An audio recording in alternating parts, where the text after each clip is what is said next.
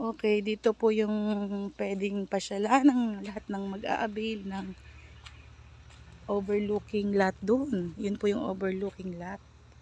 Doon po sa taas. Ito po yung dito sa baba, ito po ay pwedeng pasyal-pasyalan nyo pag naka-avail po kayo doon ng mga lot ninyo. Dahil ito po ay dinesign ng may-ari ng properties para po pasyalan, para joggingan, at doon po ay magkakameron ng mga hotel and restaurant. Doon maglalagay din po dito ng mga swimming pool. Ito pong palaisdaan na ito, meron po itong mga king crabs at hipon. Ito po ay pwedeng bumili kayo dito pag gusto nyo ng mga mag-ihaw-ihaw. Ayan. Dito ang pasyalan. Doon po sa after po ng bakod na yun, yun po ang binibenta po dito. May cut po na 990 square meters, 547 square meters, may 347, may 325, and then sa likod po, ang minimum cut po ay 240 square meters. Yan. Pwede pong hulugan yan, pwede pong installment, pwedeng cash.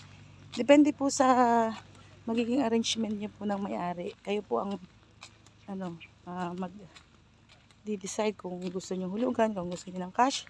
Pag cash po, meron pang discount. Pag naman po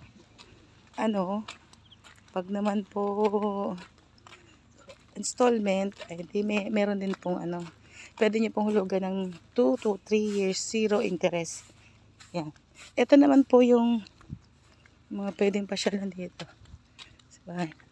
Dito po may malaking patubig po dito. Yan, yung mga patubig. Yan, parang tore po na yan. Kaya maganda po ang tubig dito. Ito po. Pwede po kayong mamasyal dito dahil ito po ay sisimentohan ng may-ari. Dinidevelop po niya ito. Yan po yung rancho ng may-ari. At dito po, ayan, ito yung yan. Pwede nyo pasyalan dito.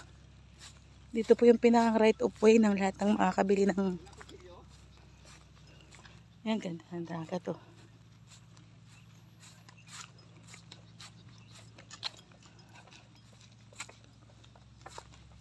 Dito po yung pinakang right of way ng makakabili ng lahat ng lote. Yan, dyan po. Right of way po palabas.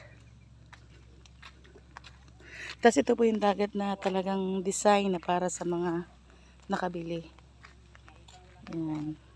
Yung po nakikita niyong white sand doon sa kabilang part, yun po ay Katanawan Cove. Yan, ito po, binibenta rin po ito.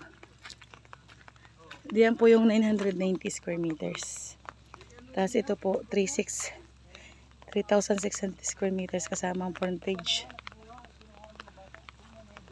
Ito yung dagat.